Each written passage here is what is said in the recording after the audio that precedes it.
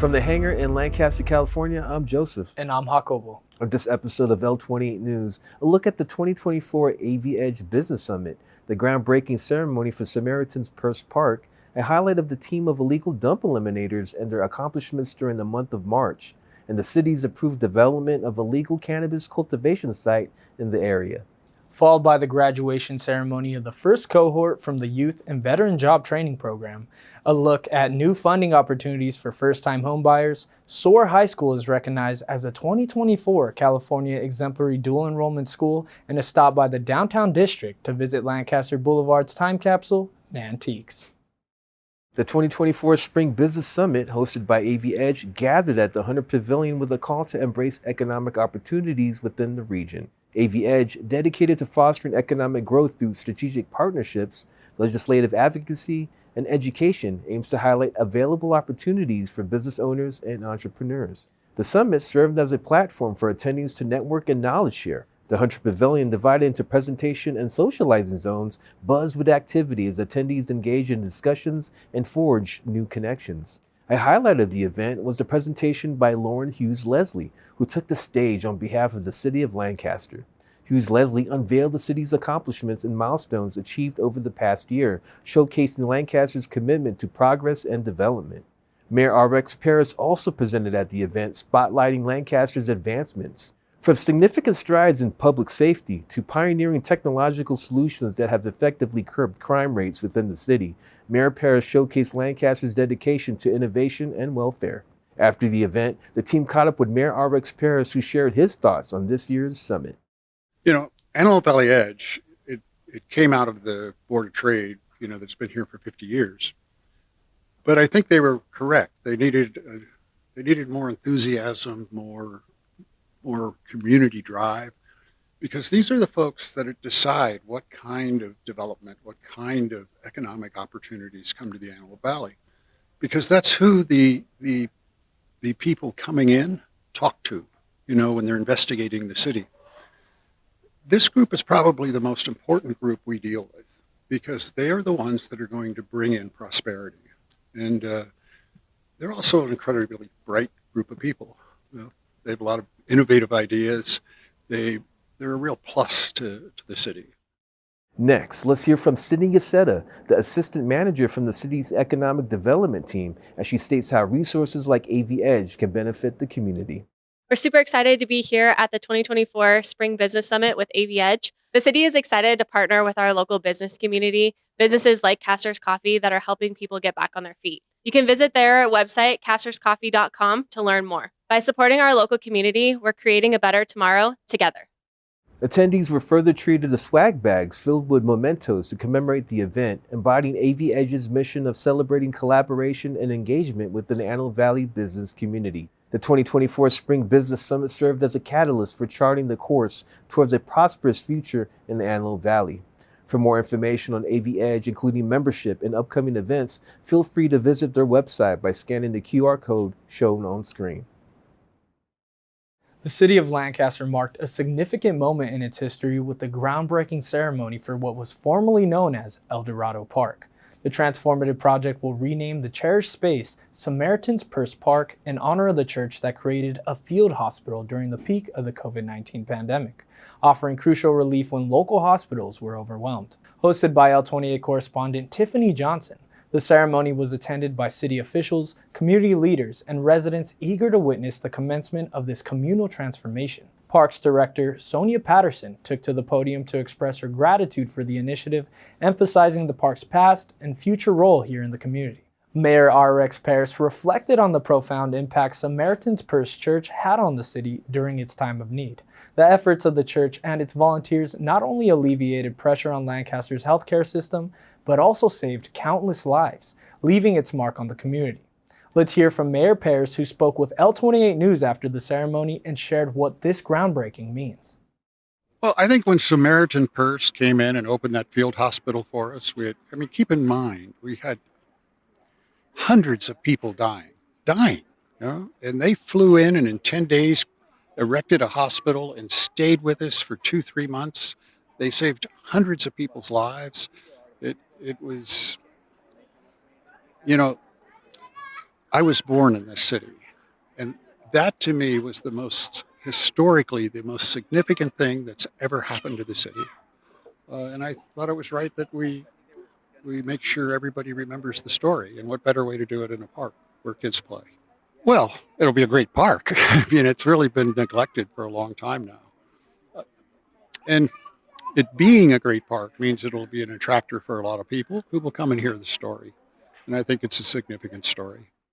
Afterwards, attendees turned their attention to the old playground as local students from El Dorado Elementary joined city officials in breaking ground with their shovels, signifying the start of renovations to the newly named Samaritan's Purse Park. Adding to the celebratory atmosphere, the El Dorado Elementary School dance team performed to a mashup of popular hits, showcasing their talent and adding even more joy to the occasion. The routine was met with enthusiastic applause from attendees. As the groundbreaking ceremony concluded, excitement filled the air, signaling the beginning of a new chapter for Samaritan's Purse Park and its role in honoring the compassion and solidarity that emerged in the face of adversity. To stay up to date with everything going on in and around Lancaster, be sure to stay tuned to L28 News. You know what, Akobo? Echoing the same sentiments from those who attended the ceremony, I think this new change gives justice to El Dorado's legacy, and I can't wait for the new memories that are going to be at this park. No, I think you're totally right, Joe. It does give it justice, and not only that, it's really cool because you and I both, we were there throughout the whole process. We first attended the community input days at El Dorado Park. We got to speak to the community on what they want to see with the new amenities. And not only that, it's really exciting for El Dorado Elementary School students to actually use this new playground, new amenities, whatnot. So I'm excited for the new changes. Definitely. Don't go anywhere. When we return from the break, we'll be focusing on the team of illegal dump eliminators and their accomplishments during the month of March, followed by coverage of the city's first legal cannabis cultivation site that was recently approved by Lancaster's Planning Commission. Welcome back to L28. This next segment will be focusing on the team of illegal dump eliminators to highlight their efforts during the month of March, along with coverage of Lancaster's first legal cannabis cultivation site, which is set to make its way to the city in the near future. In the month of March, the Tide crew of Lancaster has outdone themselves in their ongoing mission to clean and beautify the city, setting an example of civic pride and urban responsibility. Alongside their usual duties, the crew played a pivotal role in preparing for the groundbreaking ceremonies and significant local developments, including the Samaritan's Purse Park and the new public safety building, ensuring that these sites were free of graffiti and illegal dumping. Throughout the month, the crew impressively handled 118 service requests for illegal dumping, clearing out 707 locations that included 63 alleyways. They removed a substantial 88 tons of waste, 135 mattresses, and 76 tires, improving conditions in public areas and neighborhoods and effectively mitigating potential environmental hazards. Graffiti abatement was a major focus as well, with the Tide crew responding to 241 service requests. They serviced 474 locations and painted over 50,920 square feet of surfaces. Their swift and comprehensive action in removing graffiti plays a crucial role in revitalizing community spaces, enhancing the aesthetic appeal of the city, and maintaining a sense of pride and well-being among residents. The Tide crew's efforts in March have not only contributed to the physical cleanliness of Lancaster, but also reinforced community morale and city pride ahead of new developments. Their work ensures that Lancaster remains a clean, safe, and attractive city for both residents and visitors. As Lancaster continues to grow and evolve, the work of the Tide crew remains indispensable. Lancaster is set to welcome a new cannabis cultivation, manufacturing, and retail sales operation following the approval of a conditional use permit by the Planning Commission. The proposed project, located at the southeast corner of Market Street and Enterprise Parkway in the light industrial zone west of Sierra Highway, received a unanimous 6-0 vote in favor of the permit at the March 11th meeting. The project, spearheaded by Legacy Support, involves the construction of a 10,852 square foot industrial building. This facility will exclusively serve adult use customers aged 21 and over. The cultivation and manufacturing aspects are slated to run 24/7, while retail operations will be conducted from 6 a.m. to 9 p.m. Monday through Saturday, with Sundays designated as a non-operational day. The new facility is anticipated to generate employment for 10 to 25 individuals once fully operational. Notably, the project will implement stringent security and odor management measures. According to planner Kendall Breck, visitors will undergo ID verification and badging before accessing the sales floor, and odor control will be ensured through industry-standard carbon filters with strict on-site protocols. Any breach in odor management could result in permanent revocation. Additional security measures will include continuous on-site security presence, restricted customer-employee ratios on the sales floor, and comprehensive surveillance through indoor and outdoor cameras monitored by a third party. The cultivation site will utilize triple filtration systems to minimize odor emissions, and retail operations will focus on the pre-packaged products. The chosen location away from high-traffic areas aims to enhance security and minimize community impact. This new venture is poised not only to contribute to Lancaster's local economy by providing stable employment opportunities, but also to bolster ongoing efforts against illegal cannabis operations through regulated and monitored cultivation and sales activities. You know what, Akobo? What a great way to boost the local economy and create more job opportunities from one of the most booming industries here in America. Yeah, Joe, I mean, you're completely right. And not only that, it's another way that we could continue the fight against illegal cannabis cultivation and, just do it the right way. Definitely. When we return from the break, L28 will be heading to Owen Memorial Park to cover the first Youth and Veteran Workforce Training Program's graduation ceremony. Afterwards, L28 brings aspiring homeowners exciting news as City Council recently approved continued funding for the first-time homebuyer program. Thank you for tuning in to L28. Up next, the team heads to the Stanley Kleiner Activity Center to honor the winter season's cohort of Youth and Veteran Workforce Training Program participants, followed by a closer look at the latest effort to help first-time homebuyers achieve their home ownership dreams here in the city of Lancaster. Inside the Stanley Kleiner Activity Center at Owen Memorial Park, the inaugural cohort of the Youth and Veterans Workforce Training Program celebrated their graduation in a ceremony marked by hope and achievement. Sitting in the front row, the graduates were filled with inspiration as they absorbed words of wisdom and recognition from esteemed city leadership. With spirits soaring high, the event served as a testament to the program's dedication to empowering both youth and veterans, equipping them with invaluable skills for their professional journey ahead. Here's L28's Angel Stephenson with more.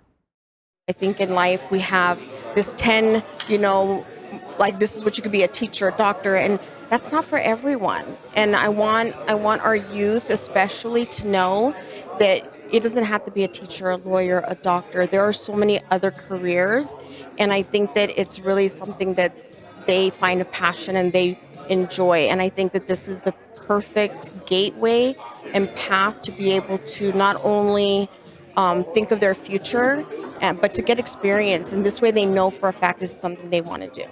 I have been in their shoes, and a lot of my coworkers have been in those moments where, what do you do next? Where do you go? And there's not a lot of opportunities.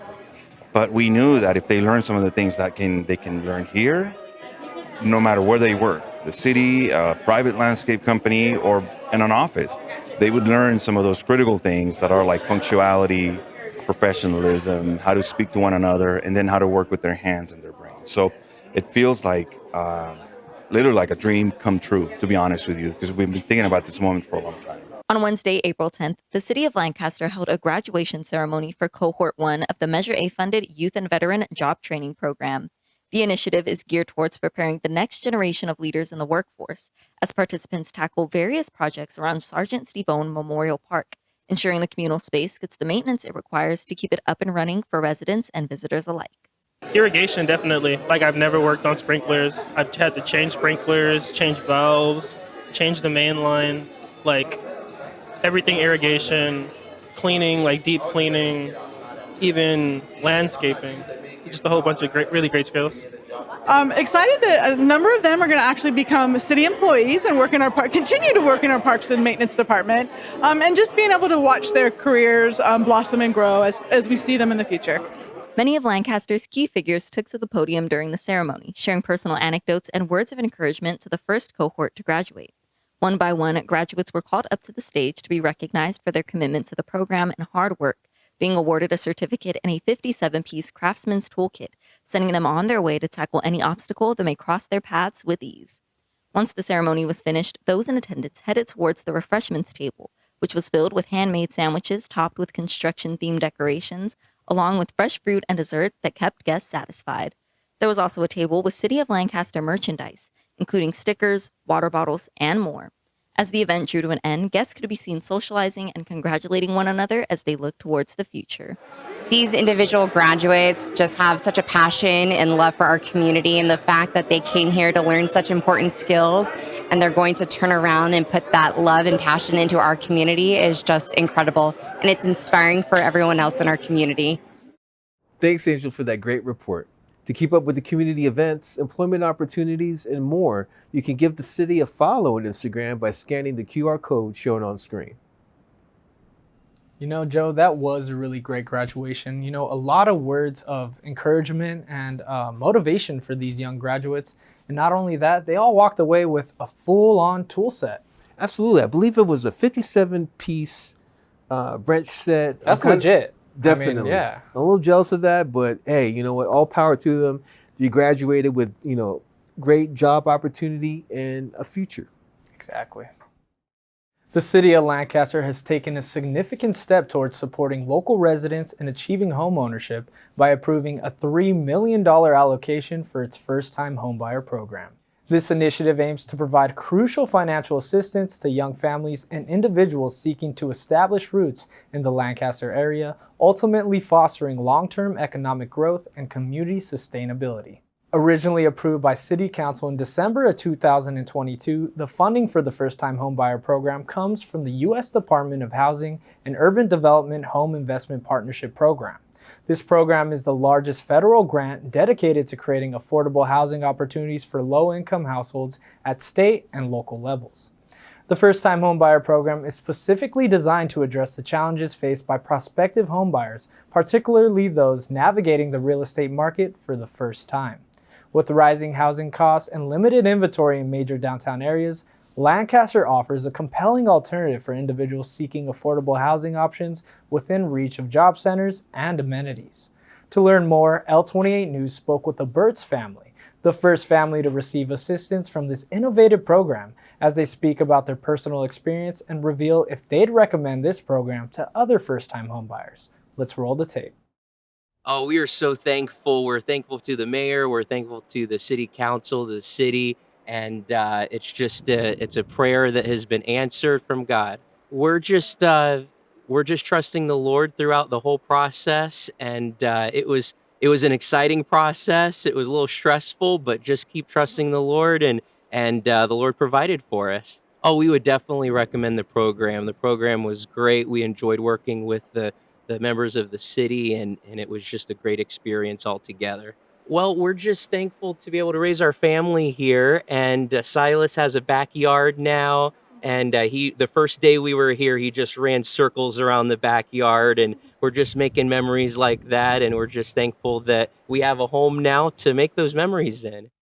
The approval of the $3 million for the first-time homebuyer program reflects Lancaster's proactive approach to addressing housing affordability and supporting residents' aspirations for homeownership. This investment not only benefits individual families, but also contributes to the overall economic vitality and sustainability of Lancaster and the surrounding region. You know what, Akobo? Big ups and kudos to the city of Lancaster prioritizing, the quality of life, helping those first-time home buyers. Yeah, I couldn't agree with you more, Joe, but, buying a home, especially your first home, could be scary. So it's really nice to know that Lancaster has your back. Thank you for joining us today. When we come back from the break, today's episode will conclude with a highlight of the most distinguished dual enrollment high school in the Antelope Valley and LA County, SOAR High School, followed by a visit to Nantiquez on the Boulevard, which brings vintage wear and accessories to the downtown district. Congratulations on joining L28's Watch Till the End Club. Closing out the episode, the team takes a look at the continued honors added to SOAR High School's impressive resume. Then the team takes a trip to Nantiquez vintage Flair in order to learn more about the time capsule that made its home on the boulevard.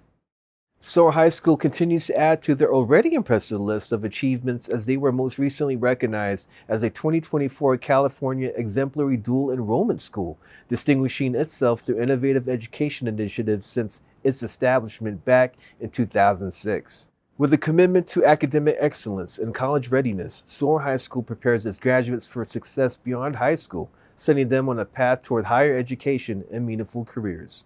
We'll now head to SOAR High School to meet our news correspondent, Jacobo Garrido, with the full story. Take it away, Jacobo. What's going on, Lancaster? This is Jacobo Garrido reporting for L28 News, and I'm currently at SOAR High School, which is located on the AVC campus. And we're here to meet with Principal Wendy Johnston to speak about everything going on here at SOAR High School. Navigating high school graduation can be a daunting milestone for many seniors, but at SOAR High School, students rise to the challenge and achieve much more. SOAR's unique program allows students to graduate not just with a high school diploma, but also with an associate's degree, an accomplishment that sets them apart and propels them toward continued success. Established in 2006 at the Antelope Valley College campus, SOAR Students on Academic Rise provides an early college experience, enabling students to earn college credits while still in high school.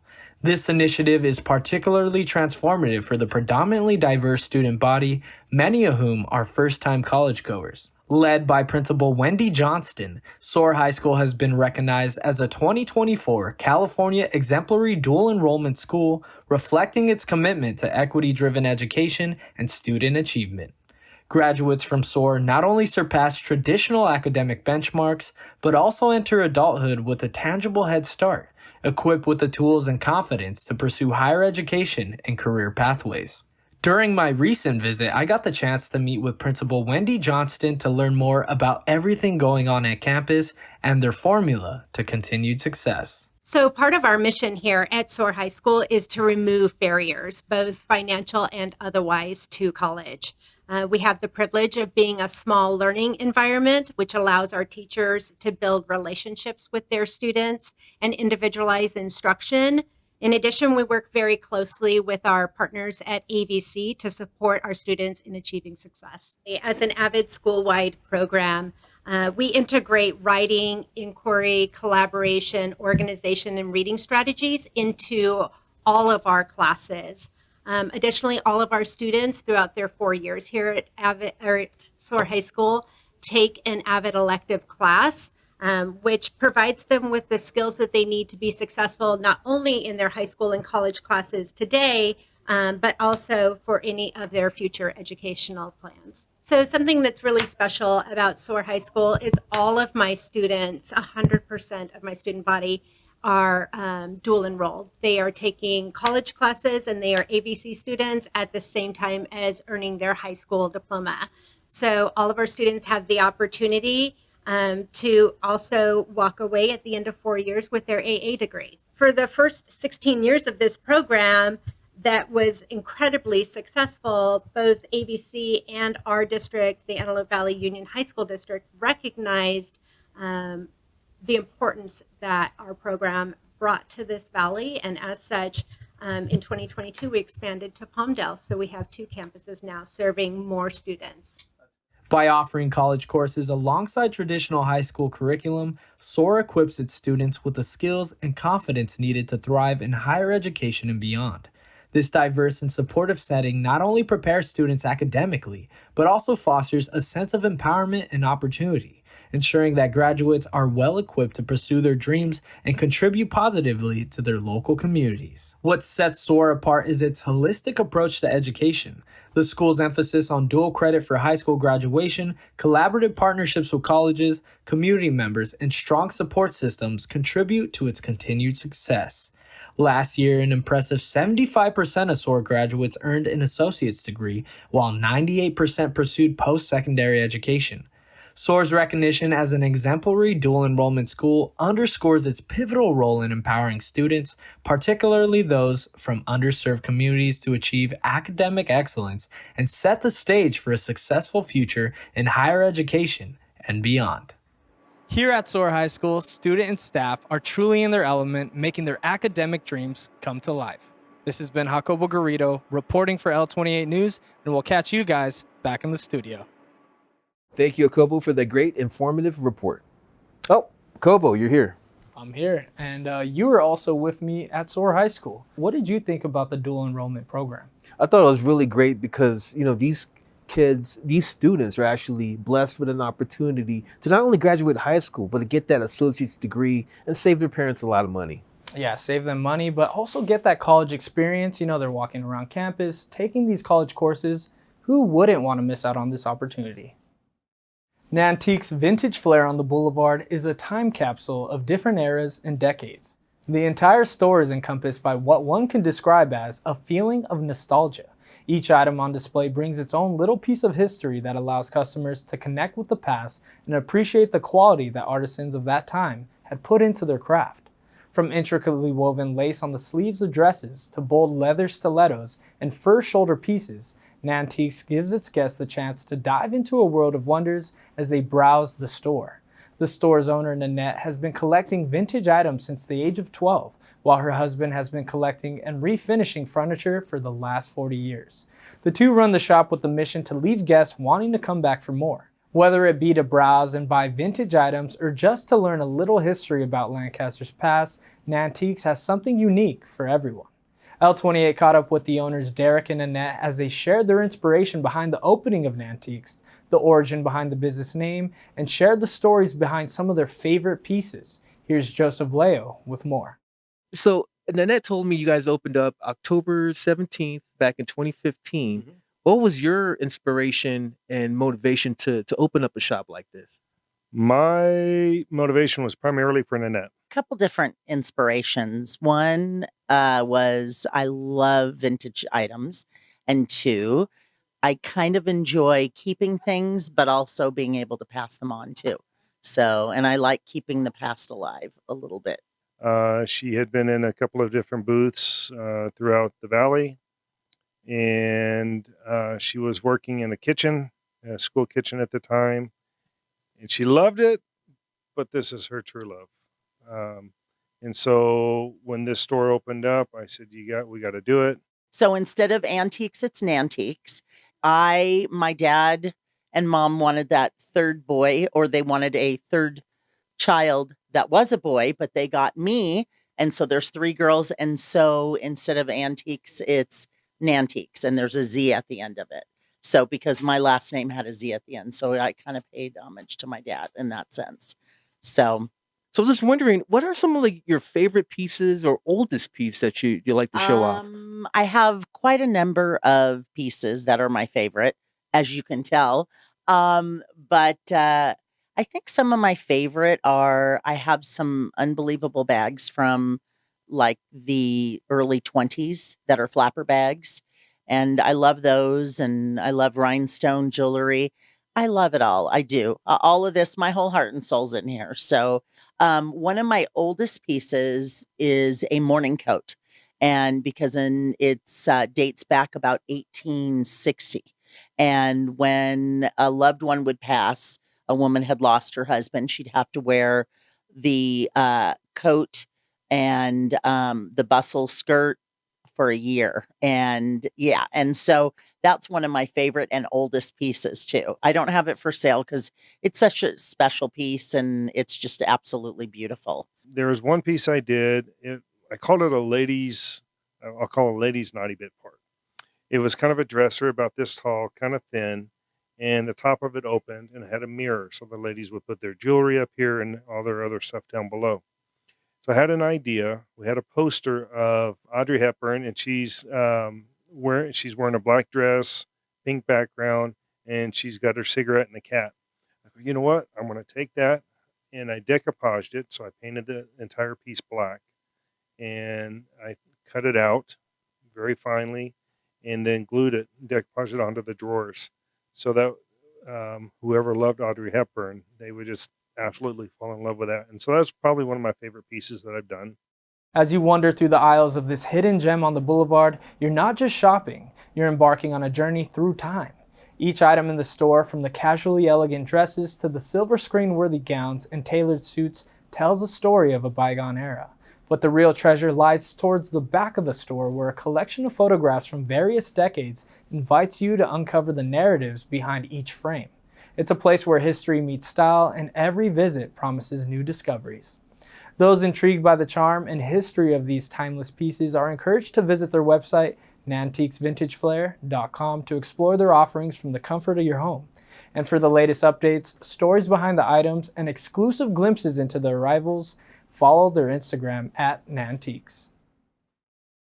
You know what, Akopo, it was a great experience speaking with Derek and Annette about, their store. I mean, Nantiquez Vintage Flair truly epitomizes that. Yeah, and not only can you shop, but you can also get that little aspect of history. It's a little learning lesson. You walk to the back, ask maybe the owners about the different photographs they have of Lancaster, in years past. And Joe, you can make a full day out of the shopping experience. Buy something, walk away with a little memento and get a little history about Lancaster.